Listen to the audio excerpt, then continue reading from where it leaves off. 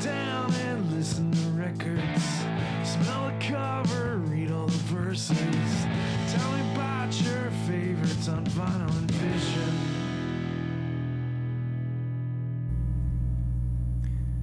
Hello and welcome to the latest episode of Vinyl and Vision. I am your host, Jimmy Drab, and this is my show. Welcome. Tonight's very special guest is Brendan Belll. Brendan is in a number, or has been in a number of different projects. His most notables have probably been Gruvis Malt, Ebu Gogo, and currently he has a solo project out simply entitled Belll. It's B-E-L-L-L. There's 3 L's. The album is called One. You are currently listening to a selection from that album, Yeah, Alright. Brendan's a great guy. I've known him for a very long time. I've just been very happy to be able to reconnect with Brendan, at this point in our lives. So, it was a great talk having him. He chose the record Endtroducing by DJ Shadow, or Endtroducing DJ Shadow, I guess is how you should say it. It's a cool hip-hop record. But it was a great record. It's a great learning experience for me, and it's obviously influenced Brendan a lot, and you can kind of see that with some of his new music especially. Let's just get into the talk, because we do a lot of catching up, and thought it was great. So before I get the episode started, I just wanted to mention a few things. I'd like to say just thank you to everybody who's been tuning in so far. I sometimes forget to mention that, and we have started a new website. Psychic Static has a website called psychicstatic.net, and it's the company that is producing Vinyl and Vision from now on. So the website has just been put up. It's brand new, so it's still kind of under construction, but it's still a little bit of stuff there. Particularly the podcast will now live there. It'll still be on all the other platforms, so wherever you're listening, you can still listen and subscribe there, but a feed will also be on the website, the video and the audio. It just basically connects you to our primary feeds, the SoundCloud for the audio and the YouTube for the video. So you can still subscribe there if you have accounts, and follow everywhere else. It has links for all the pages, all the social medias, because you know how we like you to do the thing you do with the internet. So, go visit the website, go subscribe to the shows, look out for more content, because that's the thing, is that they're reaching out to try to make more content from other providers, like other acts and whatever you call these people, podcasters. That's what we are, I guess. Also, merch will be coming. Going to start making some t-shirts and other kind of like artistic fashion apparel, I guess you can call it. I'm just very excited to do that, and thank you for listening, and thank you for checking that out in advance if you do. You can also send messages through there, contact the company and send email to them directly to their website, and the store. The record store is living there now. So that's probably what's going to be under construction for the longest amount of time, okay? So, because it takes a long time to put records up. So that will be coming very soon. There's a few things up there right now. It'll just constantly be growing. So it's just like one of those things you're going to want to bookmark and just kind of keep on checking back in on. And without further ado, here's the rest of our show. Thank you. Enjoy.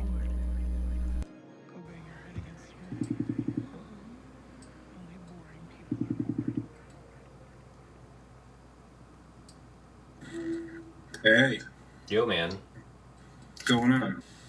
So, man. Geez. It's nice to see you. It's been a long time. Yeah. Like most people from Cranston, you don't age. I was contemplating shaving, and I was just like, oh, well, now I'll definitely look like I'm 17 if I do that. Yeah. There is something weird, man. There's a certain contingent of, like, Cranston folks that don't seem to age that much. Yeah. I don't know what it is. If it was the water. I don't know, man. Whatever it was. Let's not ruin it for everybody. Cranston will be overrun now by people looking for the fountain of youth. Yeah, looking for that youth fountain. Yeah, for sure. It's the Taco Bell on Reservoir Ave. That's what it is. Yeah. Yeah. That's it. Is that where you spent all your days back then? We did actually do a lot of cutting of class to go to Taco Bell. We had like a library period. It was like a study hall or something. Yeah. We used to always go get lunch. Mrs. Johnson Harris, do you remember her? She used to let us go. She was the librarian. She lived in my neighborhood at one point and walked her cat on a leash. She's one of those types, huh? Yeah. My wife does that, so I'm not really Really? slamming that. Yeah. She likes to take them out on the leash when they can. Like sometimes they don't like it. They try to get out.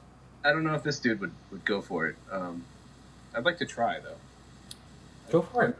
Yeah, he seems to enjoy. I mean, he stares out the window all day, so he seems like he wants to get out. But he wants to get out for sure. Just maybe not on a leash. Right, exactly. Yeah, for sure. Cool, man. So I feel like we have like a lot to get into, and yeah, let's do it. We already had like such a long talk just a few days ago, and we already like kind of discussed so much. I don't really have a lot to say about the record that you chose because, not because I don't like it. I think it's a great record. Yeah. I just there was really a lot, like not a lot of information about it, like good and like useful facts about it. Yeah, it has kind of like a mystery quality to it. There's not a lot. Yeah. Even I've looked into trying to find more information about like how it was constructed at different times in my life, and there really isn't that much out there. Yeah. Which kind of makes it more interesting to me. Yeah, I mean, so it's definitely heralded as one of like the most probably one of the most influential records on hip hop from the '90s. Definitely like ethereal instrumental hip hop, kind of like burgeoning on electronic music. Right. Definitely, probably like the quintessential like quote unquote trip hop album, I guess. Right. Kind of birthed from trip hop, I guess, especially being from Mowax, right? That was the label it was on. Yeah, Mowax was like a British kind of like fledgling hip hop label. I think they started as like an acid jazz label and then like tried to get a little more into the hip hop world. But yeah, I mean, there was stuff before it that was trip hop, and this kind of like merged it more with like traditional hip hop in a different way. Yeah. Being that it was like completely comprised of samples. Right. That's the other big fact.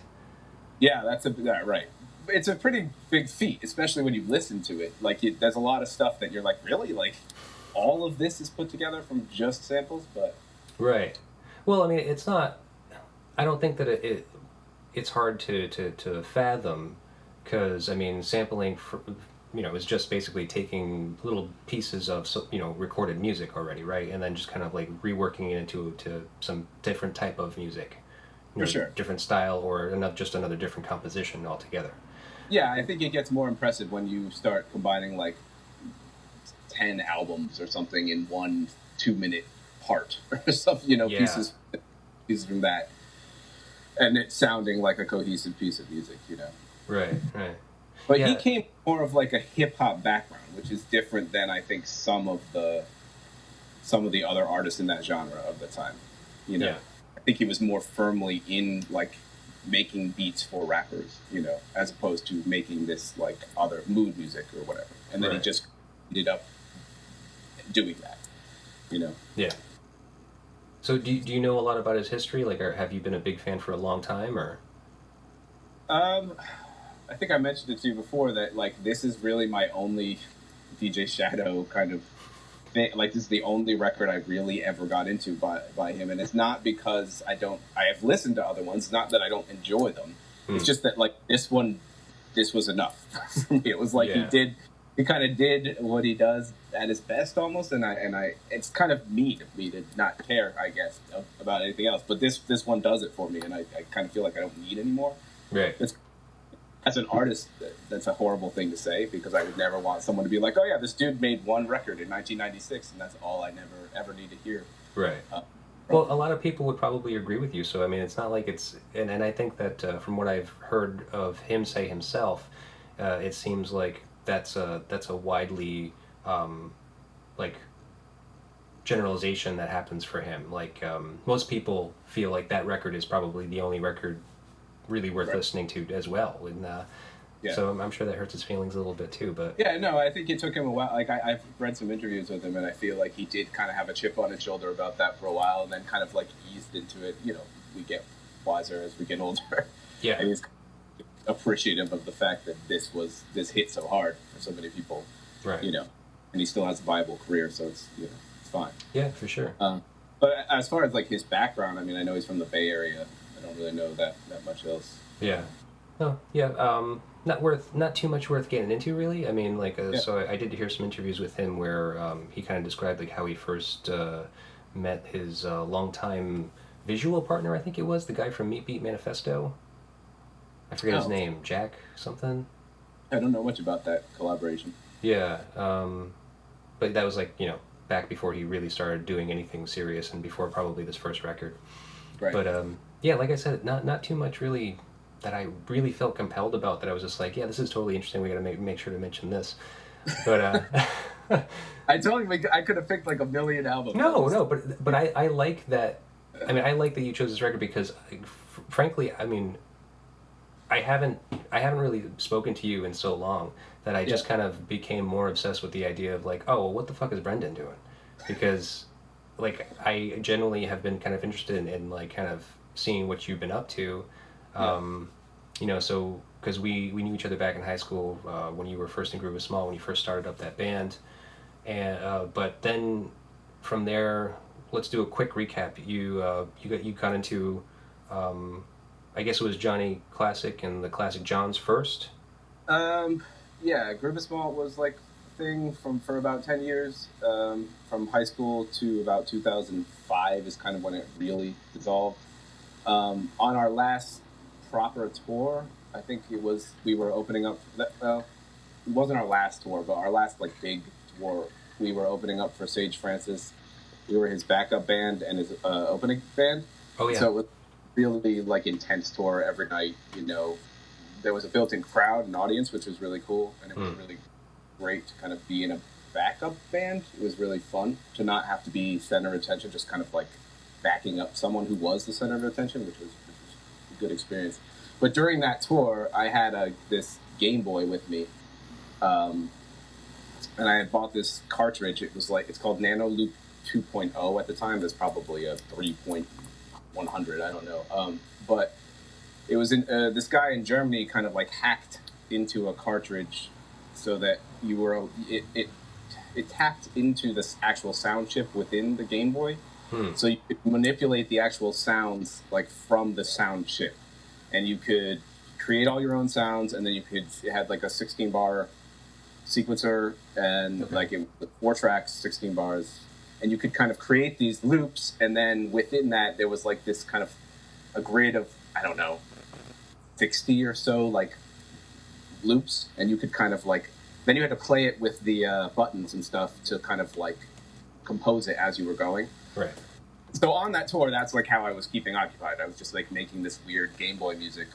Huh. And then when I had a job at a liquor store, and kind of working all day at a liquor store on this thing. And then kind of fleshed it out eventually with guitars and vocals and like live instruments to kind of make this strange hybrid of Nintendo pop music. Right. So, yeah, I mean, basically I called it Game Boy Pop because it was all composed on a Game Boy and fleshed out I was really trying to write like a pop record in what my way, would be. There's some successes on it. Overall it's a very strange sounding record. But it was the first thing I ever did from start to finish, like by myself musically. Yeah. Oh, that's cool. I still have cases of it in the basement. Oh yeah. Yeah. When I was when I listened to your interview with JJ, and he mentioned that thing about like bringing boxes of stuff to Salvation Army or whatever, Goodwill, like around the country, and that it's funny because I had that exact idea when I moved into this house. I had all these boxes of this CD. I'm like, I'm never gonna do anything with this. I should just be taking it to every place that takes free shit, and just dropping it off. Yeah, I thought about that when he said it. It was just like, you know what, you don't really have to go across the country and like donate them, because they just do that anyway. They just like take inventory and then they ship it out to all their different stores. For sure. But yeah, you could do that. I think I should do that because you never know. Someone might end up with it and love it. Yeah. A lot. I know that a lot of our old inventory ended up there because I remember seeing some like on like Goodwill or Salvation Army shelves. I was like, oh, that's nice. Yeah, you always find stuff, man. But yeah, that was right around Ebu Gogo. Kind of started around the same time as Johnny Classic. Oh, really?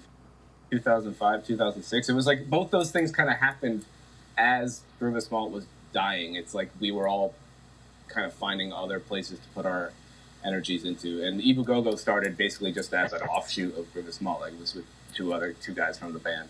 Oh, okay. Justin and Gavin, bass player and keyboard player, and we just kind of started playing on our own. Right. I don't even remember how that happened, but so yeah, Ebu Gogo was the next project, and that was probably like my favorite music project. It was fun. It was really fun. Yeah, Good I mean, stuff. I told you how I kind of just like accidentally came across it. I had no idea you guys were even doing that, and it just blew me away because I didn't know what to expect. I didn't even know you were playing. I just showed up at the show that you were playing at, and I was just like, yeah, I know those guys. What the fuck? Like, what are they doing? I think that was a reaction we got from a lot of people. Yeah. It was kind of a ballistic band that would just kind of walk on stage and hit you over the head in a very bizarre way. And it was would surprise a lot of people, just kind of like the ideas and like the energy and kind of some of the dexterity of the music. It caught a lot of people off guard, I think. Yeah. Well, you know what's funny is that like I loved it immediately, and like my first initial thought was just like, this sounds like prog rock. It sounds like straight up prog rock. It definitely was like I mean, those were the seeds of it for sure. It was like prog rock, zombie movies, and like 80s love ballads. Those were kind of like the ideas behind it. It was like all the movies we grew up with as kids were all being referenced the whole time. That's pretty much all we weren't really referencing music. We were like referencing movies and cartoons all the time. So it was like we weren't like, oh, this has to sound like this. It was like, this has to sound like this looked. You know what I mean? Like this has to sound like a guy falling out of a plane into the water and then being eaten by a shark, and then the shark, you know, we had all these weird scenes playing out as we were writing the music, which made it a little more fun to reference things other than music with music. Mm-hmm. Cool.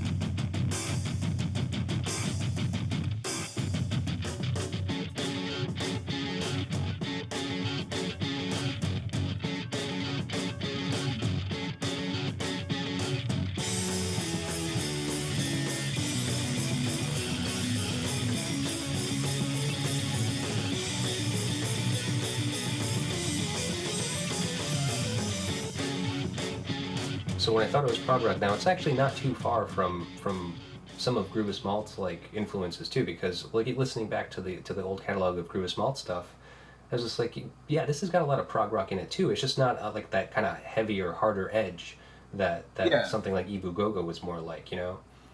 Yeah, I think we were definitely at some point got turned on.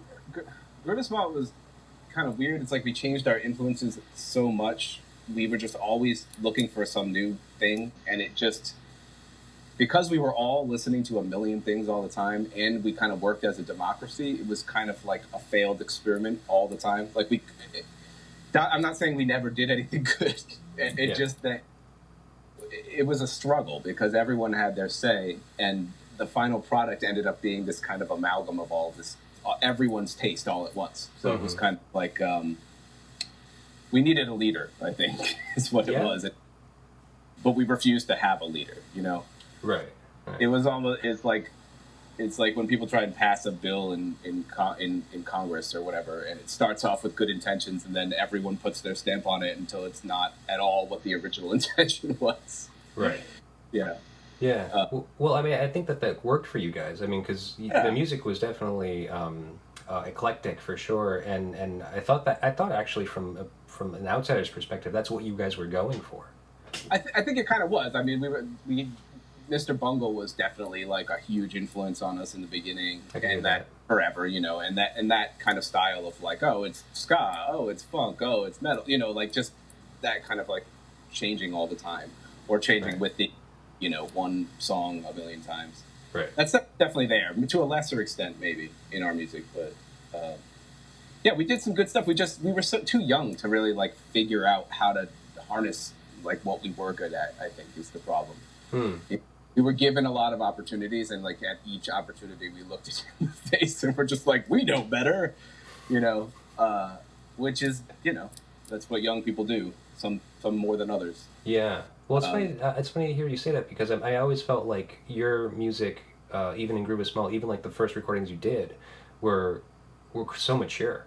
I mean, from my perspective, I was like, I feel like my band, the Superheroes, that were coming up around the same time that you guys were starting, was a lot more of just like this kind of thrown together haphazard punk rock thing. Yeah, I didn't think of it as much that way. In fact, when I remember hearing your first CD and being like, "Wow, this sounds like a real CD," whereas our music I always thought sounded like something else. I don't know. Really? Yeah, it's weird. I had the completely different impression. I always thought ours sounded very immature and like kind of like reflective of our age. And then I would hear like a band like yours, and I'd be like, they really have it together. Oh, weird. So it's just that whole "the grass is always greener on the other side" thing. Cause maybe. Yeah, I don't know. Yeah, I mean, I don't think I could ever listen to any recording I've ever done and think and like really hear it and be like, this is a great recording. This sounds awesome. This sounds like. Yeah. It is really hard, man. It's like looking in the mirror and being like, I look great today. Yeah. People just don't do it. I'm certainly not doing that today. But you look great today. Thanks, man. So yeah, that's just really funny to hear, man. It's just so weird, because like we had such a weird, tumultuous like relationship as kids, like doing those things, growing those two bands together at the same time, and like being in the same space, as you said like the last time we talked. Yeah. I think that's a lot of it. Yeah. It's just you're fighting for this space, Right. You gotta be number one in the high school band circuit. Yeah. I can't even remember who won the Battle of the Bands. Do you remember that? We did, but we cheated. What do you mean you cheated? We we hooked up with the Golden Tongues, who were like Roman Rock and Roy Cabrera and all those dudes. So we like played half of our songs, and then we were the backup band for like a hip hop group. So we were like two bands. So we kind of monopolized the audience by bringing our audience and their audience together to vote for one thing. So that's kind of cheating. Well, I don't know. Okay, if you say so. I don't really care, but I didn't realize that either. I didn't realize that that was going on, and I didn't realize Roman Rock was part of that group, like the Golden Tongues. Oh, yeah. Man, yeah. I did not pay attention in my youth. I really didn't. That's all right. I remember like really specific things, and then I don't remember entire years. Yeah. I do remember having mono at the Battle of the Bands. That was fun. Oh, really? I was getting over mono, and for some reason, like my parents were like, "Yeah, it's cool. Go play the Battle of the Bands," with a fever. Yeah. Worked out though, man. Got that like $25 check. There you go. All worth it. Yeah, totally. So now you were saying how you felt like Gruvis Malt was kind of more democratic, and so you guys didn't really have a leader. I would have assumed that you and Gavin were kind of the leaders, because you were the front guys, you were the singers of the band. Yeah, I mean, not really. We were the front people, so I guess we occupied more of that space on stage. Like visually, we were the leaders. We were out front, but there really was no leader. If anyone was the leader, it would have been Gavin, but just because he was more on top of things and like kind of managing some stuff behind the scenes. He had more drive than a lot of the other members. But musically, I think he like would have maybe liked to be more of the leader, or all of us maybe would have liked to be more of the leader, but was willing just to operate within that framework where everyone had a say. Yeah. But we wrote all our lyrics and stuff. So, I don't consider that being like a leader. Like that's one thing I've never understood, is like how sometimes people who write the lyrics get called the song. They wrote the song, or like Do you know what I mean? Like the Yeah. lyric writer, songwriter. Right. Where, like, for me, that's almost the last thing. Right. Unless you're like Leonard Cohen or something, you know. Yeah. I think it's a general perspective where, like, the majority of music listeners, like let's just call them like the uneducated music listeners, the mainstream music listeners, let's say. Yeah. They focus on lyrics. Lyrics are a massive, Right, I think. important part. Yeah, I think it's a very important part to listeners. Me, not so much. I actually really don't care for lyrics that much. I like more of how they sound with the music. Yeah. But it definitely does kind of create a different perspective, I think, from an audience. The audience perspective, it's just different that way. Yeah. But so because that was one of the things I wanted to ask you about was that you and Gavin being the frontman of Gruvis Malt, and I would be led to believe that would make you guys like the leaders of the band. With projects that you kind of went on to create. You kind of stepped away from being the front person or having lyrics almost at all in some of your projects. Yeah, I mean now especially Johnny Classic, that was still there was vocals on 90% of those songs, and right. Still doing it there. Ebu Gogo then switched to instrumental, and then everything I'm doing now is like most I'm there. I sing a little bit here and there, but it's not lyric based much. Right. Like little. The last album had one verse that was like 4 lines or something on it, and it doesn't. It still operates more as like music than vocals to me. Right. I don't know why that is. I guess I enjoy singing it. I kind of have ideas that I would still like to do it, or even just like pick up a guitar and like write songs that way and record them that way. Mm-hmm. But every time I've tried to operate in that way, it just doesn't seem to work for me. I don't know why. And I really have nothing to say right now. I haven't for years. Like I'll write lyrics, they just don't seem to mean anything to me. So I'm like, well, why am I doing this when I can make music that's instrumental and say everything I want to that way, Right. Or at least capture the vibe that I want to capture. Yeah. Well, that was something I was thinking about too. Is just like I don't really know a lot about your background. So what was like the first musical instrument you took up? Like, what was your first musical experience like? It would have been piano, I guess. When I was a kid, everyone in my family kind of took piano lessons, and I enjoyed it. But I like refused to read music. Mm-hmm. I don't know what it is my whole life. I can't do it, and it started at a young age, and every time I've ever tried since, my brain won't take it in. I don't know why. It's like I just want to make the music. Like I don't want to see it. Right. And it's very detrimental to someone who has ideas. It makes it much harder to express them or even to learn more about theory and stuff. So I took piano lessons when I was a kid, refused to read music, so basically once I played everything by ear and just pretended to read music for years. And then once you start getting into more complex music, you can't do that anymore. You know what I mean? You can start playing Bach or something, and then like after the first few bars, like the teacher realizes that you aren't reading the page. Right. So I kind of like gave it up in shame, I guess. So then where did you move on from piano when you lost interest in that? Nothing for a while, and then drums eventually. But it's the same thing. I wouldn't learn like the theory behind it, and I just kind of like wanted to bang around on shit. Right. And I didn't have a drum set, so it made it even harder. So drums were kind of put aside until I was hanging around people who actually had drum sets, and then I would just like take every opportunity I could to kind of like mess around with their kit. So I kind of taught myself again to play drums over the years, just on other people's gear, right. Until I could find. I got my first personal drum set when I was 25, when we were starting Ebu Gogo. I needed my own kit. Right.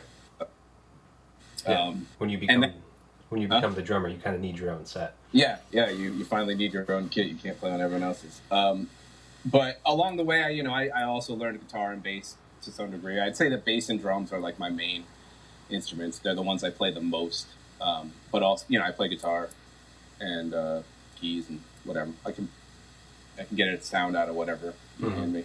Yeah, yeah. So, so you're definitely more of a self-taught and kind of learn by ear. You just Yeah, it's all by ear for me. I hate it and I love it. I think I'm good at it. I think I have a good skill there. Like I think I'm good at listening, right, but I'm missing out on a whole other side of the music world. right. Yeah. Well, me too. I mean, I don't know how to read, and Yeah, I don't plan on ever figuring it out at this point. yeah. I still want to. I keep telling myself like maybe I should just like take piano lessons, like adult piano lessons. Like when I hear someone play like a beautiful piece of music and I know I can never do it until I learn to read music, I get really jealous. Like I'm like I want to do that. Maybe in my old age, I don't know. Maybe. Maybe you'll just get fed up again and be like, ah, fuck this, I don't want to do it. That's probably what would happen, especially when you can just like, yeah, Yeah, maybe. listen to a great piece of music and not have to play it. Right. But yeah, definitely hanging around people who were way better musicians and way more learned musicians than me helps a lot. You pick up stuff from your friends that helps you figure things out. And even just watching someone who's way better at music than you are. Right. Like in Ebu Gogo, I mean, I was playing with like two serious like musicians. Like I was just playing it by ear. Like I'm a drummer, and I have some skills, but they're my own skills, and they're not really necessarily the normal skills you need.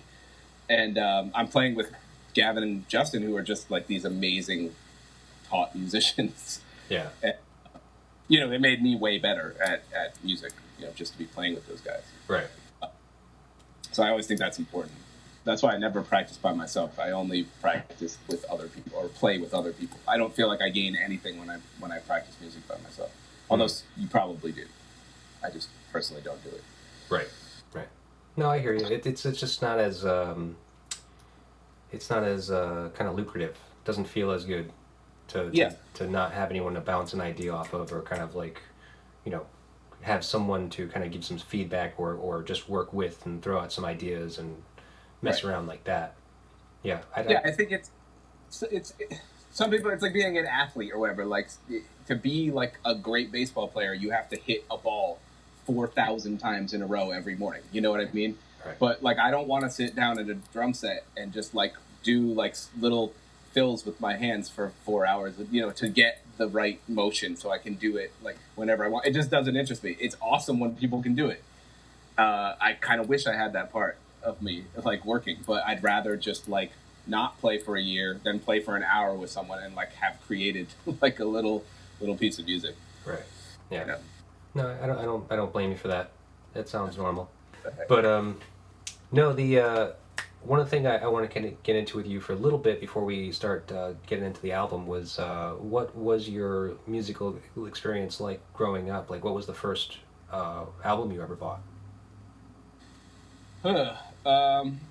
First album I bought for myself would probably be, or bought or asked for would probably be Thriller by Michael Jackson. Oh yeah. And then probably Peter Gabriel's So, which would be right after that. Oh, cool. And I think that Peter Gabriel's So actually affected me way more than Thriller. It's a heavy album, and it's really awesome musically. Yeah, and no, it I agree. stuck with me. Are you familiar with it? I listened to it recently. I actually had a copy of it on vinyl, so kind of just listened to it. That one has basically all of his major hits it's got the big 80s hits. Yes, it's like Sledgehammer and Big Time. Yeah, and In Your Eyes, I think is on there. Red Rain. But in between all those hits are these like crazy kind of like, they are almost prog rock. I mean, it's almost Brian Eno-y kind of like, really cool music. Right. With a pop sensibility, of course. The amazing production, amazing musicianship. I think those were probably the first two. But I lived in like a house where, music was big. It was, my dad was really into music.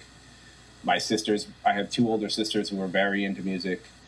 So I was like lucky in that respect, where we had all the Beatles albums on record. My dad had all the Dylan albums on record. And then my sisters had all the Cure albums and all the REM albums, Yeah.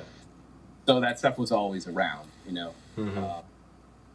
So did you always have an affinity for vinyl because of growing up that way, or did you just kind of get into it later?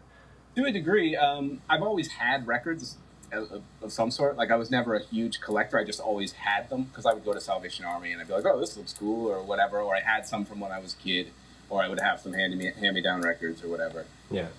But we definitely growing up, when I was real little, that's what we had. We had records, and then it was tapes. I was probably tapes or like cassettes are probably my big medium.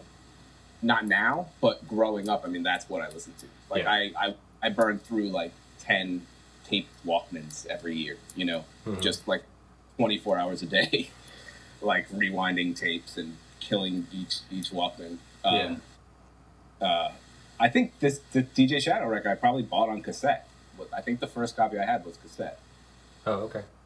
Even though it came out on CD, I still chose to buy cassettes because every car I ever had a cassette player, so I didn't want to have to go through the like burning process or whatever, taping process. Right. I wanted to leave the store and pop it in the deck. Right.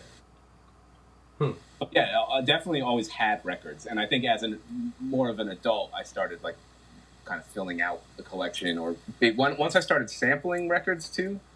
Then it becomes a whole other thing because you're not only looking for music to listen to, but you're looking for something that might have interesting sounds on it. Right. Yeah. Okay, so let's get into the record from there because that's a very interesting like way of creating music that I am not familiar with at all. Like the whole sampling thing. Now I listened to your latest record, which is simply entitled One. And by Belll, which is with 3 L's. Bell. It was like I had to add an L to get the SoundCloud page originally, like 10 years ago. Yeah, That's yeah. And I'm also too lazy to like think of clever names anymore, so I figured it's my name with an extra L, and the first album's name is One, and the second album's name will be Two. Yeah. So keeping it simple. Yeah, that's fine. I mean, so I mean, it's a great record though. It sounds good. And Thanks. comparing the two of them together, because like after I asked you what record you wanted to feature, and then you saying DJ Shadow's Introducing, obviously I listened to that record, and then I listened to your newest record. I was just like, oh yeah, these kind of go hand in hand. Like they're very similar. I can see a pretty clear kind of through line of inspiration from that. But this being your first kind of like major, I don't know, I guess major electronic record, would you call it that, or is it still just hip hop? Yeah, I mean, it is for the most part. Like at its heart, it's an electronic music album. There's a lot of live instrumentation on it, Okay. but some of it is me sampling myself, and some of it is just me playing live through. But at its heart, it's a sample-based record. Okay. It's just like I start there. I always start with samples, and then by the end, maybe the song is 20% samples, but it started there, Right. It's a great place to start for me, is to just kind of like find some sounds that you get an inspiration from, or like you start hearing a melody that could go over it, and you didn't really have to like sit around playing something forever. You just kind of like created something out of something else, something about that I really like. Well, that's actually kind of becoming more intriguing to me as I'm getting older and as I'm kind of like becoming more frustrated with like trying to find a band and stuff. And it's like, this actually sounds like a great way to try to make some music. Just find stuff that sounds kind of interesting and then find out how to kind of like manipulate it and rework it, maybe with extra beats or different beats and stuff and so forth. And I mean, the tools are infinite now too for it. I mean, that's another thing about the DJ Shadow record, is that it was all made on an MPC. Like there was no computer or anything. An MPC is just basically like a sampler sequencer, but it's got a grid of like 16 pads, and you play music into it, and you can chop it up like this on the pads, and then you can manipulate like what's on the pads and stuff.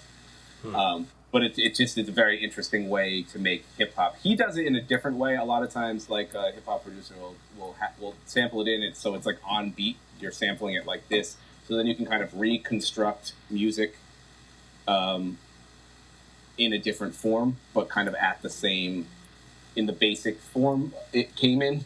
Yeah. I don't know if that makes any sense. Yeah, well, from interviews I heard with him, like, I heard him actually, like, breaking apart some of his newer music, but, like, kind of showing the original sample and, like, kind of playing that, and so now you hear that.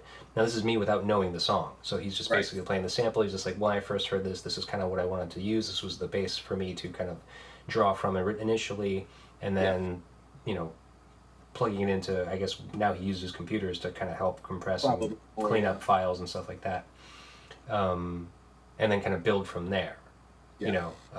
So I don't know, it's a very interesting process.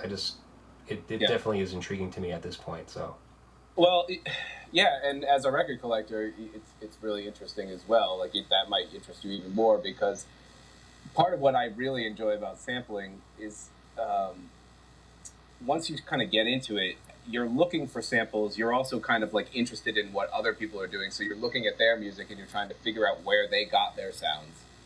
So it opens up this whole other world of music that you probably wouldn't just stumble upon, like talking to your friends or whatever.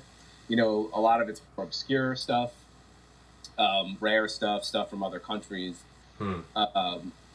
So it's just wild. Like it's like just a never-ending maze of like connections you can make once you start sampling or looking at other people's samples. You know what I mean? Right. When you're looking for samples, like at the record store, any record in the store, like it's not like I'm looking for the first edition of Tom Waits' Rain Dogs. You know what I mean? You could just go in there and any record in the store now could be gold, because it could have like 2 seconds of a sound that you can turn into something great. You know? Right. So it makes music, for me, it made looking for music or listening to new music more exciting than it had been in a long time. Cool.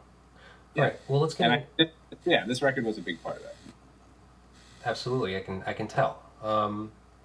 So let's get into this music a little bit. Hey, do me a favor while you have that record out. Can I see like the label of the vinyl? Yeah. You want to see what edition it is? I want to see if I can kind of pinpoint just by the look of it. And it's got the original Moax sticker on it. Okay. So. And when did you get that? Well, I got it used. Okay. So it's not like I didn't get it in 1996. It's pretty scratched up.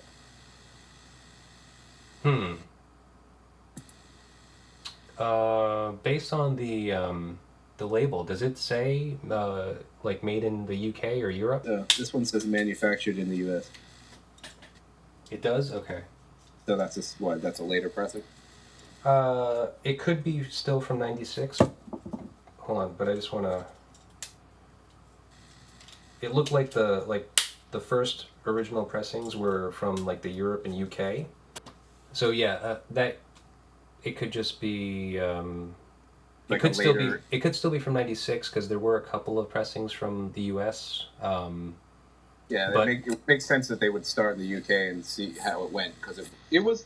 I remember there being some buzz about this record like before it came out, but it certainly wasn't supposed to be like the hit it became. I guess underground hit. Right. I think I actually bought it the day it came out. Oh yeah, on tape, you mean? Yeah. Oh okay. I was in New York. Right after high school, I went to school. I went to art school at Parsons, but only for a semester. And it was like, I went there for 3 months, and it was like probably the most informative 3 months of my entire life. Oh yeah.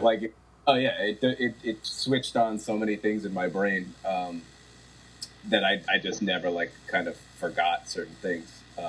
And I think, I knew like DJ Crush, and I might have known who DJ Shadow was because of some of his early singles. I think the guy was kind of DJing in Gruvis Malt at the time when we had a DJ. I think he had one of the early Moax singles. So okay. I think I had heard or the DJ Crush split record with DJ Crush, DJ Shadow, like split record. Yeah. So I knew he was, and I knew I had read like some articles about like how this record was gonna like be really good, blah blah blah, you know. So I was anticipating it, and I did buy it like right when it came out in New York on tape. Oh, okay, cool, man. So let's see. So Best Foot Forward is the first track, and it's just basically intro track, just kind of like weird sampling, scratching happening. Yeah, I think that's him kind of like knowing that his background was in hip hop, but that he knew the record was going to be something a little different, and so he like establishes himself as like a real hip hop DJ at first. That's the impression I always got from it. It's like, here, I'm not just like some phony, like I could scratch, I could do all this shit, and now I'm gonna blow your mind with this this other stuff, you know, this movie stuff. Right. So yeah, it is kind of just I actually really like how this record starts with just kind of like the traditional hip hop scratching thing, and then the sample of like the guy talking about music, and then it gets into that like super soundtracky piano part, and then the really heavy drums. Right. So that would probably be Building Steam with a Grain of Salt. Building Steam is the first real track. Right. Let me try this out for a second. Listening to records, I just knew what to do. I mainly taught myself, and you know, I did pretty well. Except there were a few mistakes, but that I made that I have just recently cleared up. You know.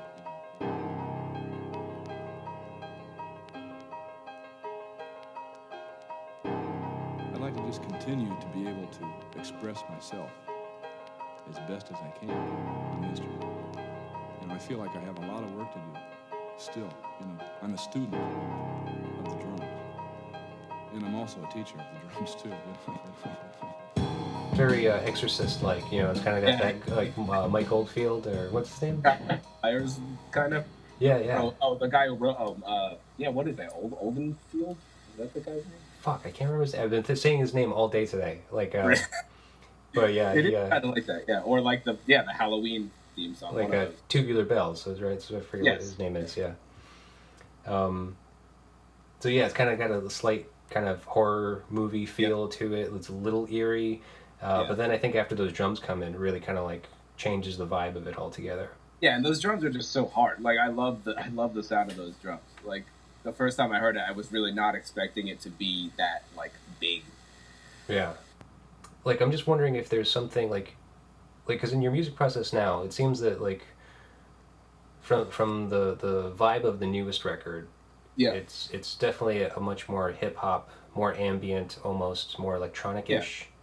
Yeah. It sounds like it's kind of like pulling away from the live music instrumentation like aspect. Yeah. Like I know you said that you did put some on there of your own, but it's still based on sampling. It's still kind of like manipulation and electronic based. Yeah. So I mean, that's part of it. Yeah. That how it is constructed, obviously, is going to change the feel of it. But and there's some, I feel like there's a little more swing in hip hop generally. Right. A little more bravado, maybe, in some of the playing or like some of the structuring of like the sounds. Well, so would you prefer to make one or the other at this point, or do you think you could still gotta go either way? I could do anything at any time, really. Yeah. My mind changes about music every day. I think the music I make on my own is kind of, in some ways, set. Like, it's all kind of around what I did on that Belll 1 album. Mm-hmm. But even the next one is maybe it has a little more rock in it, you know? And then the one after that maybe has a little more, like, ambient stuff in it. But they're all, like, around there. But I could definitely drop it tomorrow and be in a fucking Bad Brains cover band. Like, I don't... You know, yeah, it's all great to me. It's all music. This is just what I happen to be doing like alone. Right. It's easier to make more ambient music by yourself, for one. You know, and when you live in a house with like a wife and pets and stuff, you know, you make like aggressive rock-based music in your house. And I don't have a band space, so my surroundings kind of end up like dictating a lot about what sounds I'm making too. Right. Yeah. Okay. Well, that makes sense. Cool. I'll drop it right now if you want to start a fucking raging punk band. What the new album? You mean? Yeah. I'll stop all my electronic music if someone will start a band with me. Dude, that's been kind of like my biggest gripe is being able to find like good and interesting musicians to play with, really, and that aren't you know, insane or inexperienced, you know, like when the world is done ending, we can get together and play some music. Okay, cool. That sounds great. I'd love to try it. So let's get back into your the record, Endtroducing.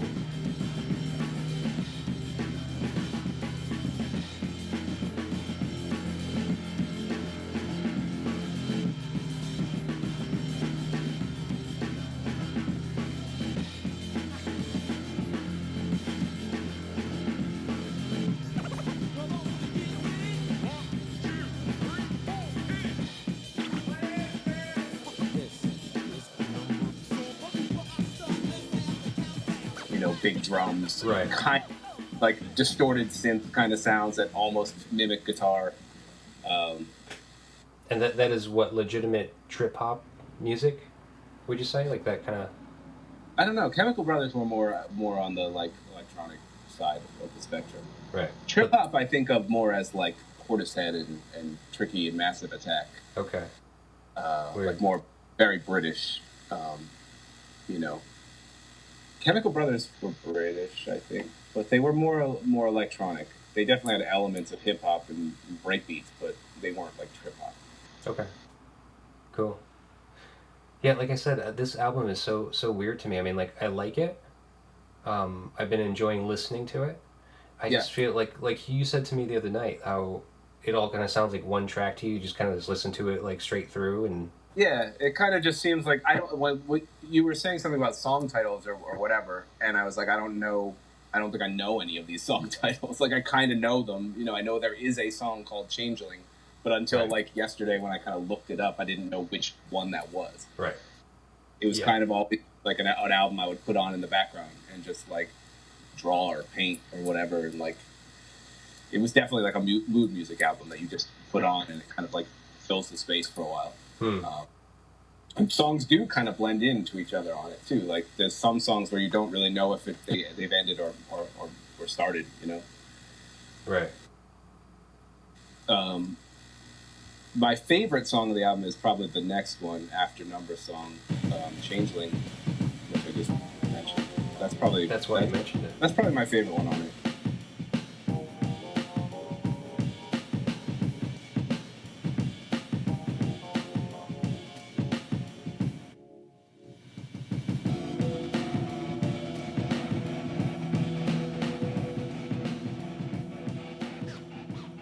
Yeah, you know, and I'm sorry that we couldn't do it in person this time, because, you know, I mean, I reached out to you like I think it was the beginning of March, right?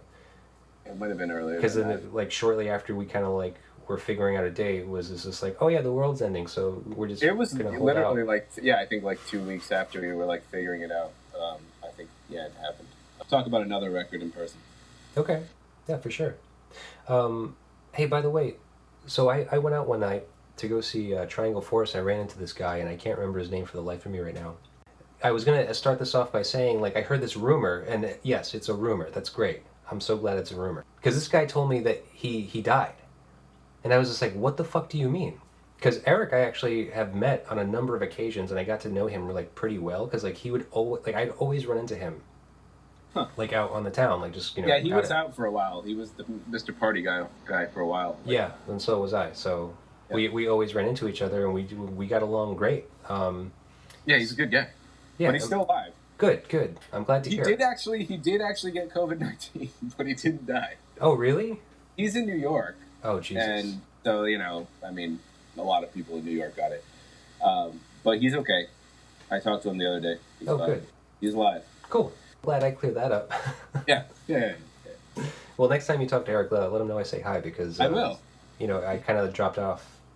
Nice. I dropped off in the city. I'll know about this podcast. Okay, yeah. Everyone else, too. I mean, like, how's Gavin doing? He's out in Oregon, isn't he? Gavin's in Oregon. He's releasing music like crazy. Some of his music is, like, really great. And he just kind of, like, gets a job when he has to and, like, saves a bunch of money. Mm-hmm. He, like, leaves the job and makes music for a couple of years, and then gets a job when he has to, and then he goes on tour, and then he's living a very strange life, but it works for him. And yeah, he's good. He just put out a new record a couple weeks ago. Oh, cool. Heartbreaking, but it's a great album. It's a breakup album, so it's just, I don't know. It's an honest, like, adult breakup album, you know? Oh, really? Yeah, it doesn't pull any punches, like, on either side of the relationship, and it's just really honest. Like, honest in a way that I'm like, I don't know how you could even be this honest, like, on record, you know? Yeah. I would have to decode that shit, you know, in metaphor. But he's, like, straight up. It's like... Well, that's cool. I can admire that. I mean, and I'm always down for a sad song, so I'll give it a listen for sure. Now, how about your thing that you were doing with Roman Rock? Well, we haven't done much lately. He had a child, and that monopolizes a certain amount of time. Sure does. When they were preparing for Child, we were working forever on that puppet video. And what was that called? Free verse video. It's called Free Verse. Okay. And so we were just like, we thought it would take us like a month. We'll just learn to make puppets. We'll make a couple puppets, and then we'll like perform with the puppets. But it was like, seriously, took us like a year, maybe more. I think it took us a year. Yeah. At least half a year. It took forever. Just because of work, and just we would get together and we'd like be like, yeah, we're gonna get this done, and then we'd like set up one scene and then like start talking, and then it would be like 2 hours later and we haven't done anything. And both of us are a little bit like, we're really motivated but not necessarily willing to take charge at all times. So right, we finally got it done, and it's funny. It made a lot of people laugh. Of all the things done in recent years, it was probably the thing I got the most like, hey man, this really brightened my day kind of vibe about. So yeah. Free verse. Free verse. Free verse. Quick question. Do you know how to finger paint? I don't do work for free unless it's for school. So don't try to say, yo, I thought we was cool. Just cause you can't see the tools that we use, you assume I'll do the work free to pay dues. You wouldn't call the plumber when your sink breaks and expect the work done in exchange for a handshake. To make art, people watch, it takes time. I expect to be compensated when you use mine.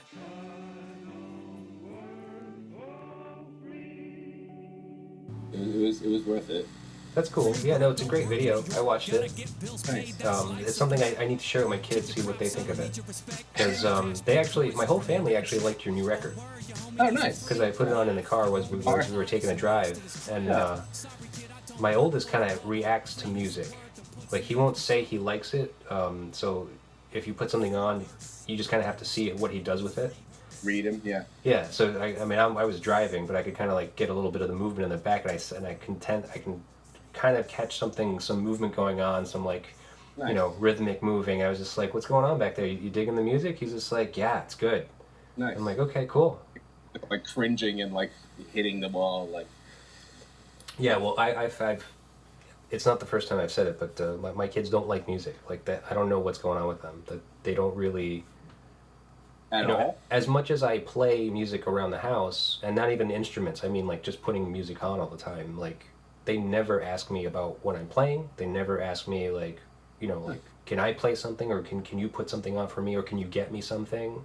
Yeah. Like they have no connection to like, I don't know, like popular music in general, which is kind of weird. I'm just like, because I've been trying to kind of immerse them in it ever since they were born. It's just kind of like trying to make them little playlists that they can have on their little devices and say like, okay, this is kid-friendly music, get into this. Yeah. They never put anything on for themselves. Maybe that's why, because you're pushing it too hard. Dad Dad likes music too much. We gotta avoid this. Right. Well, now that they're at the point where they can speak, I just talk to them and say like, hey, did you hear anything that you like? And like the only thing that I've been able to make a connection with is the whole friggin' Lil Nas X thing. Oh. The Old Town Road. Yeah, that was a big. Yeah. That brought the nation together. Oh God. But that's the one my kids would say like, I like that song. It's just like, okay, like anything else though? Like, I mean, like, do you, his name, that song. Right. Any other songs you've ever heard of before in the world that like? Yeah.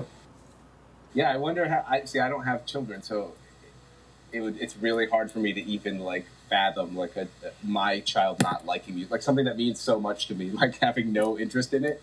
Right. That would probably that would definitely do things to my brain. Yeah.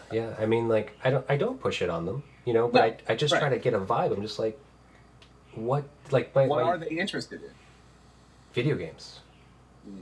That's kind of basically it, like that, and then like certain types of TV shows. There's a certain amount of books that they like, but it's kind of like, I don't know, they're still finding themselves, I guess. And I just kind of just want to find out what it is that interests them, because I don't care if it's not music. That's fine, Right. Like just get into something though, so that I can kind of help you get into that direction, Yeah. Because the younger they start, the better, I really think, For sure, yeah. Because you started playing music at what age? Probably like I don't really know. 7 or 8 probably for piano lessons. Really? Okay, so that's pretty young. Yeah. Yeah. But I was always interested in music. It was just something I always definitely reacted well to. Music and art. I always wanted to draw, and I always wanted music around. So. Yeah. Yeah. My kids are good artists, but they don't show any interest in music, really. Well, art, that's the thing. Oh, actually, my oldest got this thing. I don't know if you know what it is. It's called a automaton. Don't know what that is. Automaton? I think it's called a automaton. Automaton. It's this weird Japanese or Chinese instrument. It is crazy, and it is like Is it OTO? I'm gonna look no, it I think it's AUT automaton or something like that. So it kind of looks like a little Pac-Man thing on the bottom. I think it's basically a replica. Like it's supposed to be this instrument that looks like a musical note. So it's got the big round end on the bottom, but it's got like a Pac-Man head, and then it's this long shaft, and that's like the finger pad, and it kind of plays like a fretless bass almost. Oh, but weird. But it's all digital.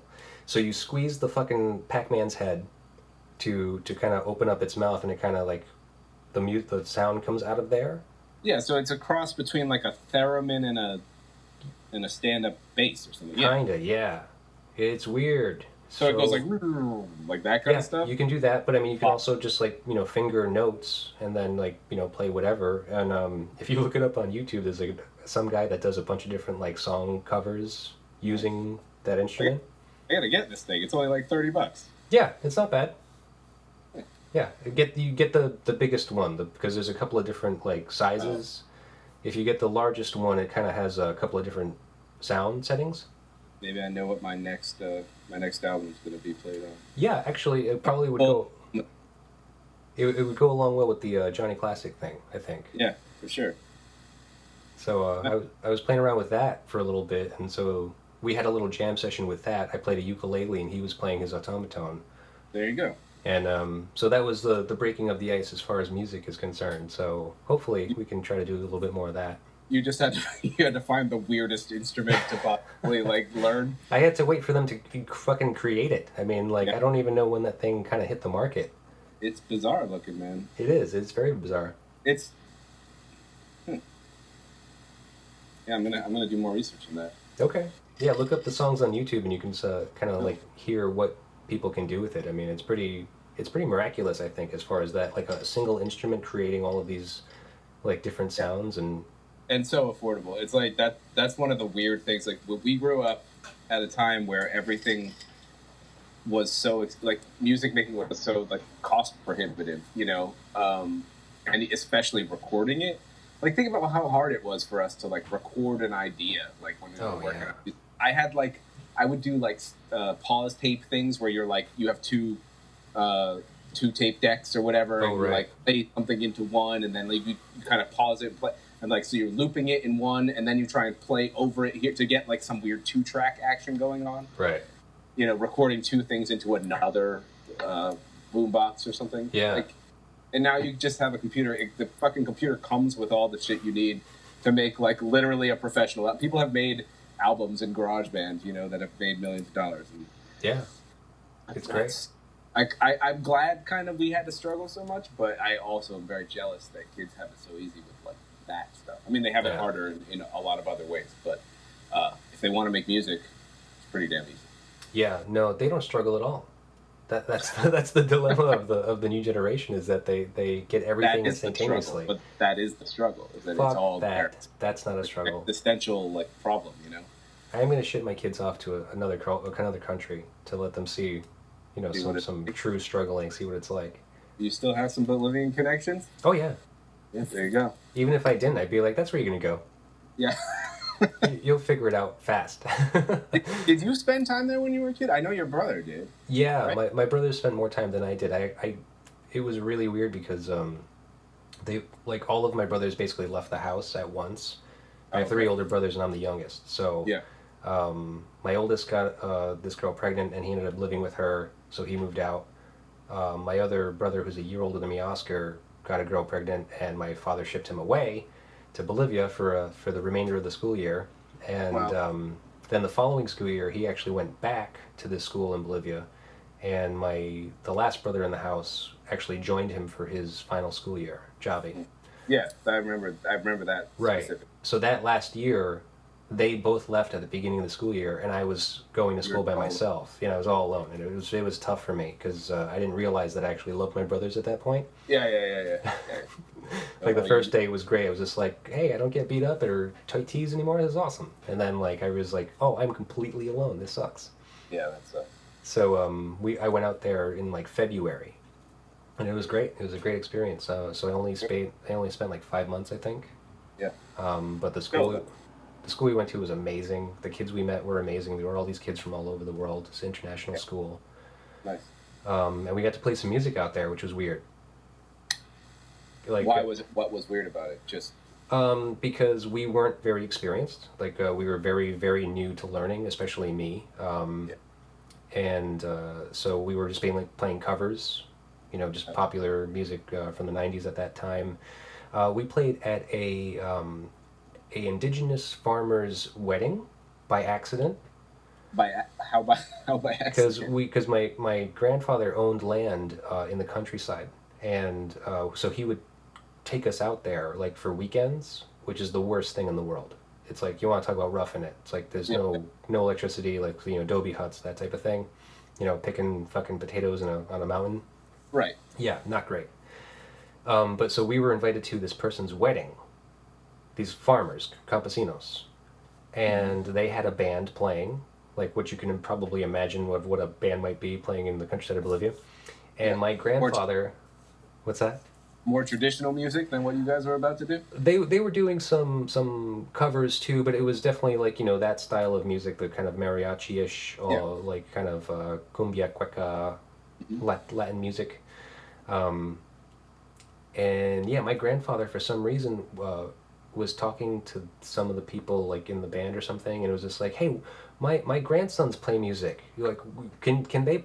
Would you mind if they play a song or two? And they're like, yeah, of course, for you, yeah, okay, yeah, we'll do it. Everyone's dream come Yeah. true. So My grandfather just hooked me up with a gig.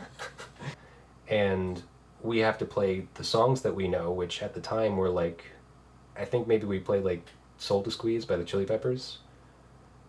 Just because we were like, this is probably the most mellow song we know right now. Yeah. And Good line. trying to figure out like the EQ on this guy's like bass cab, just like, oh man, why, like everything's like turned down, like what the fuck is this guy doing? Like, so I'm fiddling with all his knobs and we're playing, and then it's a harrowing experience because we could see them all looking at us being like, why? Who are these guys and what are they doing, right? Yeah, Like, why are they ruining my wedding?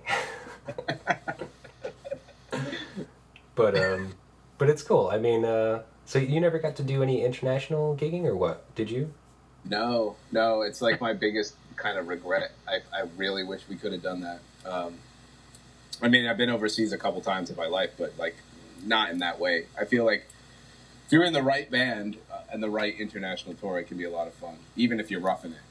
Right. You end up in such weird situations. I know from just all friends who have done it, like many people I've talked to about it. Yeah, it's something I definitely missed out on. I feel like Ebu Gogo could have like done that well, but we just weren't around long enough to get there. Yeah. Yeah, because kind of prog-based bands can do really well overseas still. From what I hear about, like any kind of band can do well over there if they're from That's the States. true. Yeah. It's like, just like a different world, really. Excited to see something new. Yeah, Huh. different American. And you guys never got to release anything on vinyl either, right?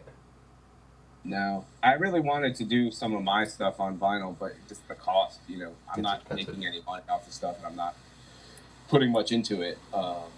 So, yeah, maybe someday. I mean, I would really like to do that, even if it was just a series of like 7 inches or something, like small. Yeah, that's not bad. Full length. Yeah, Yeah, I just looked into it. It's not terribly expensive. not too bad. Yeah. I would love to do like a set of 7 inches that's just like track, and like maybe 5 of them, like in a nice like designed box or something. Hmm. Someday. We'll get there. Okay. Something to think about. Yeah. I always got ideas, just making them happen. That's the.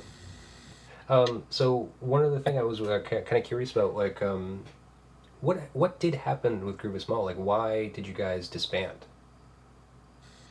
I mean, it's a long story, but the short of it, or the semi-short of it, would be, it just we missed a couple opportunities that we had, or we botched them, and I think that the fallout from that kind of stuff was almost just like broke the heart of the band. Oh, We had opportunities to make things a lot better a couple times, and we just, like I said before, I think we thought we were too smart for them, and then we were left in a spot where we couldn't progress, we couldn't find a booking agent, we couldn't, our label just like gave up on us, and we were just all alone. So our last album is kind of like, it's my favorite Gruvis Malt album. It's called Maximum Unicorn, and it's really like a very like this band is giving up album, but in a very good way. It's almost the music almost stopped caring, and we went back to some of our roots of like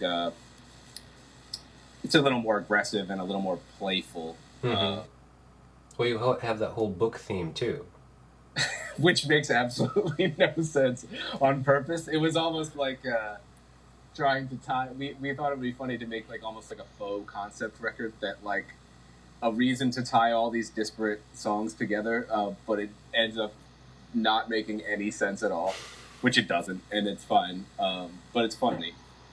At that point, I think we really embraced our senses of humor again. Like, we stopped being serious about it because we knew it was basically over. right? So we just had fun with that last record. Oh, okay. But it was just, we had been doing it for 10 years, and it was like we had hit a high point, and it was like, okay, we have a chance to make the next step, and we just blew it. And things kind of fall apart slowly after that. Right. Now that you're saying that like kind of blew it, was that because of the label thing with the Lakeshore? Well, we made the wrong choice. We had a few options besides Lakeshore. Like, there were some people who were kind of like courting us and like were trying to offer us like, here, we'll kind of like nurture you into a major label deal. You just have to kind of like start thinking about music a little differently, which of course a major label is going to be like, we need to get some fucking songs that people can listen to. Right. And I think now, if someone put that on the table, I'd be like, yeah, like, hook me up with a producer. Like, good idea. Let's turn, like, what we can do into an actual, like, song, that someone would listen to. But when you're a kid, you think you know better, and you think no. You didn't want to compromise. The world is going to change for us. We're not going to change for the world, Right. It's just, so in that respect, like, we took the Lakeshore thing because they were, like, jumped in once these other labels kind of had interest. I think they kind of like were like, we'll say that we'll be like the artist's label, and it was totally like just a failed effort, all of our parts. So, because I was curious about that too, because when they like, I don't know what happened with them exactly, but obviously you guys only did one record with them. Yeah. Contractually, you weren't obligated to multiple records. I honestly do not even remember what I signed. I was working at a pizza place, and like Gavin brought in the contract. He's like, sign this. This is our label deal. And I'm like, sure. I got a pizza in the oven. I'll sign it real quick. I did not read it. I have no idea what it said. I trust, we did have a lawyer, so I trust that it was like a semi-fair deal. Yeah. But I think it was just like for one record and some tour support. Like, I don't think it was really a big deal. Yeah. And I remember from the very beginning, we were like, no, we're going to produce our own album. Well, we know what we're doing. Right. And, we probably shouldn't have done that because it's okay, but it's producing an album the way we wrote songs. So it's like everyone has a say, and every snare drum sounds different in every part of each song, and it's kind of a mess, Mm-hmm. Whereas live, I think there were moments where we really figured out what we were doing. I don't think we ever recorded ourselves that way, if that makes any sense. Yeah. Well, what I read online said that you guys try to keep your audiences on your toes and kind of like changed up the songs live. Yeah, we had a lot of fun live. I mean, Gavin has he has a ton of stuff, probably like boxes and boxes of videos and recordings. But it's so much work to go through them. I can't blame him for not putting stuff online. But one of the things that frustrates me about the band is that we have this whole career, and the stuff that's online is like really not representative at all of like what we were, right, live especially. But yeah, we would do a lot of things where like we would just completely rewrite songs kind of for one show, you know, and then that we'd have this completely different version of a show. So a real someone who really knew our music, it would be exciting to see you every time because they knew like you were going to change everything up for them, you know, and they would recognize the song, but then it would go somewhere else and they would get excited about that. And it was fun for us to not play the same thing over and over again. right. Hopefully, I'd like to hear some of that stuff again because sometimes when I do, I will get together with Gavin and he'll play me like some show or some song, and I will have completely forgotten that it ever even existed. You know? Right. Wow. Yeah, you guys had some crazy bills too. So because like also online, kind of like there's some list of like bills that you've shared with certain bands. Yeah. Did you guys play with the Chili Peppers at one point? We played the WBCN River Rave. Oh, okay. It was a festival. It's not like we opened for the Red Hot Chili Peppers. Right. We played on the fourth stage. The same day. Yeah, I mean, at noon. Right. So, but we were all technically on the bill with the Red Hot Chili Peppers. Right. But you guys did have a number of like opening slots for really good, good national acts. Yeah, and sometimes like with Incubus, you know, we caught them early on, and they kind of like were, because they were so used to playing with like Deftones bands, like bands that were like Korn cover bands or like Deftones cover bands, you know, and I think they were like, wow, these guys are like so different, and so they kind of like, we hit it off with them, and so they would hook us up with shows every once in a while, even as they got bigger, like when, like if their opening act dropped off or something, they'd be like, hey, can you guys make it to Pennsylvania in the next week, you know, like shit like that. So they were really cool, and Mike, the guitar player from Incubus, like really tried to help us out when we were being very stubborn. Really? And I always regret like not like paying more attention to some of the stuff he tried to teach us. Yeah. You know. Yeah. Because they ended up kind of doing it right. I mean, you know, they're still a functional band that kind of like tours and makes money playing music, and you know, has a following, built their audience, and they kept it. Right. All you can really ask. But there's that element of like, well, did they compromise their integrity? Like, whereas Gruvis Malt didn't seem like you guys were willing to do that.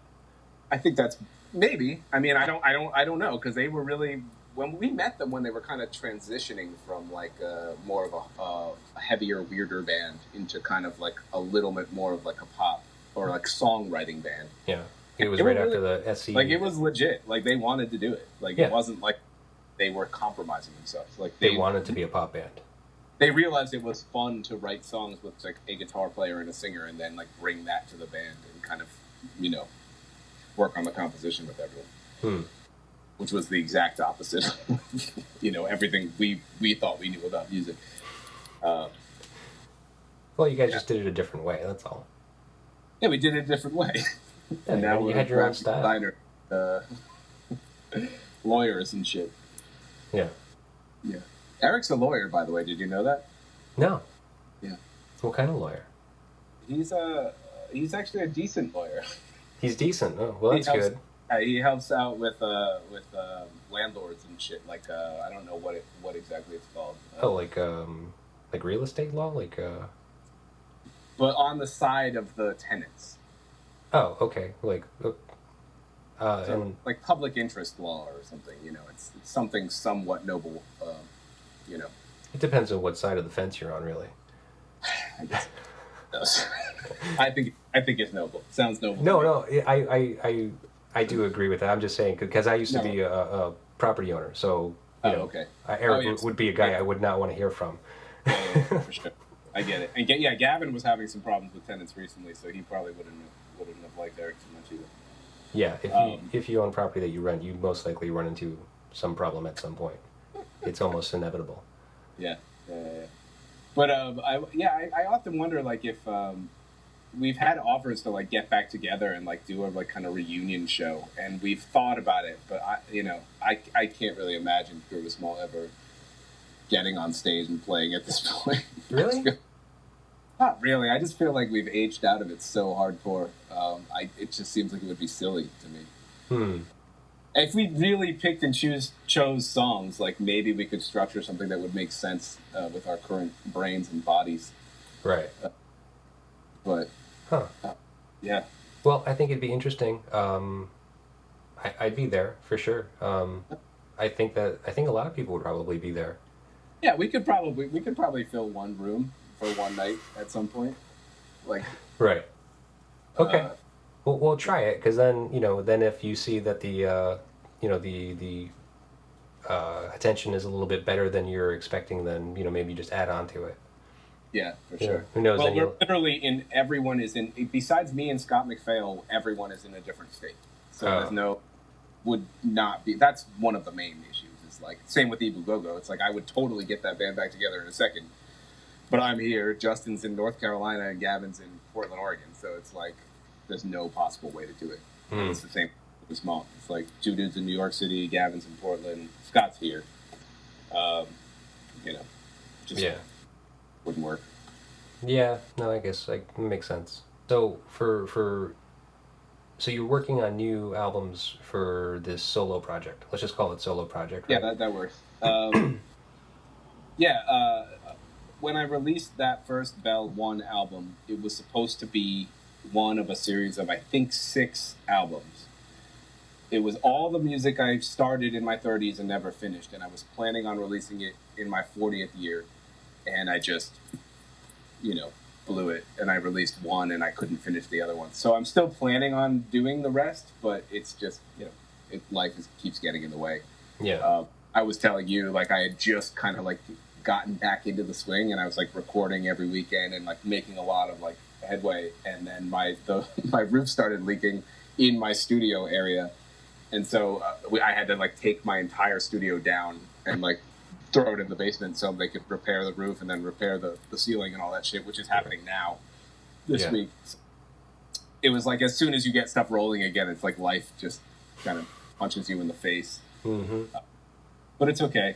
That stuff will get finished, and I'm glad I have, like, a few people here and there, like, asking me, like, when's the next thing coming out?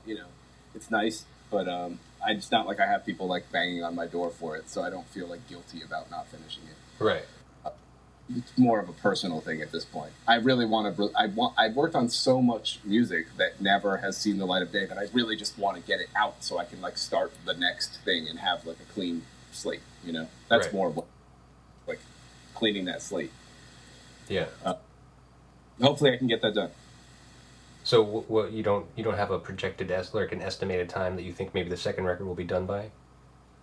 I don't know. I mean, I might put other things out before that. Like, there's a couple more, like, beat tape things, like more standard hip hop instrumental beat albums I have, and those might even come out before the next, like, proper Belll album. That falls into the same, like, group of music, or same, like, like, there's, like, a hard drive full of music, and those are on there as well. Might come out sooner. I would say a year there will be some new music, but I really have no idea. Okay. Yeah. It's funny for me too. It's like I was trying to say it the other day, and I don't know what the right way to say it is that the record, when I got the record, the situation I was in means more to me than the record itself. So the part the record played in my life when I got it means more to me than the music does today. Yeah. If that makes any sense. Just what it did to my brain and what it led me towards afterwards with sampling, and even just, like, appreciating jazz more, or appreciating, like, random, like, shit you find in the record store more. Like, it just opened me up to something else, I guess, is what it is. Yeah. That's why I hold it in such high esteem. But other people, like, I'm not alone. Like, but I hold it in high esteem more for very personal reasons as opposed to what is, like, the music on the album. Right. So do you mean, like, especially, like, where you got it and who you were with at the time, like that? I think so. Yeah. I think I think so. Like I said, I was in New York, and I was in a suite, so it was, like, with me and 3 other guys. We were all very different people, but we all had certain tastes that kind of like overlapped, and this album was one of those things that kind of everyone could listen to. But one dude was like straight up into hip hop. One guy was like indie rock and Bowie guy. One guy was like more into reggae and jazz. And we all got along really well, probably because we just smoked a lot of weed and were making art all the time, you know? Yeah. But this album kind of like they bridged all that shit together. But it also then, like I said, led into other things. Like it led me to go into one of the other guys' rooms who had a sampling keyboard and like learn how to sample and make beats with him, you know? And that was the time I ever did that, you know? And that wouldn't have happened if I hadn't kind of like hooked onto this album. Right. So it's just like, that was just 3 months of my life where like so much happened, just taste making stuff, you know? Right.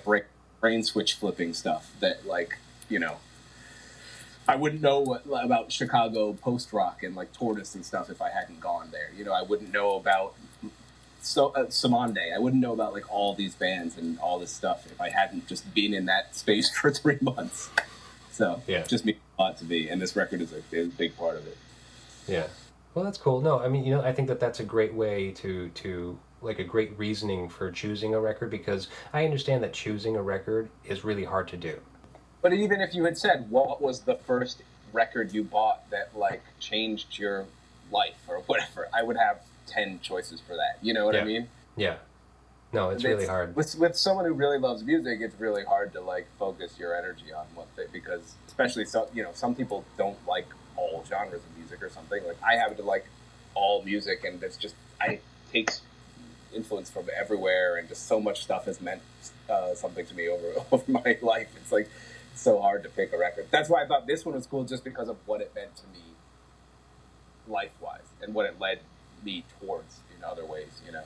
Right. Rather than being like, you know, Jane's Addiction, which just blew my mind when I first heard it, you know. Right. Yeah, there's plenty of albums that did that for us in those, you know, in those teen years of ours, I guess. Yeah. I'm 42 years old. I'm still wearing a Fishbone shirt.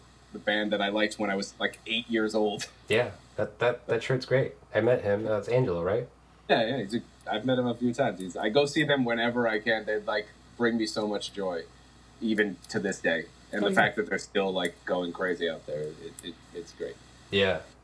No, they're a great band, and I definitely would go see them too if they came around, or if shows ever happen again. Yeah, I mean, I know. I can't even imagine going to a show right now. I mean, does each person get their own like little pod? Like you two people go in like a little glass chamber and like... It'd be like shows in cubicles? Like... I feel like it might be that way at some point. It's going to be really interesting to see. I'm just glad I am not a touring musician right now that makes a living doing solely that. And there are a lot of people really suffering because of it, you know? Oh, yeah. Because there have been people who had tours booked, you know what I mean? Or have tours booked next month or whatever. That it's just, where do they go? Like, what do they do? Yeah, I just kind of can't wait to see where we end up. It's just so daunting to think about, really.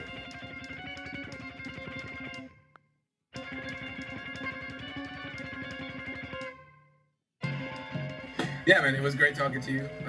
We can do it again sometime. If you ever want to talk about music, you don't have another guest, I can be your fall guy.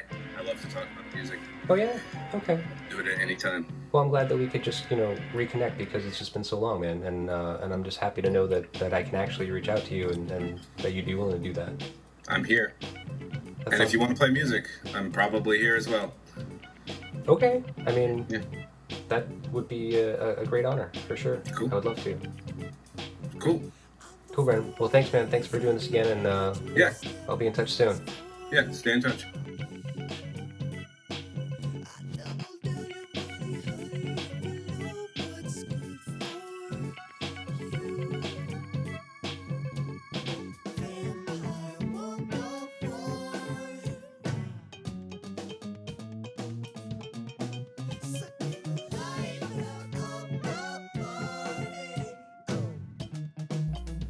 Vinyl and Vision is a Psychic Static production. Theme song written and composed by Jeff Robbins of 123 Astronaut.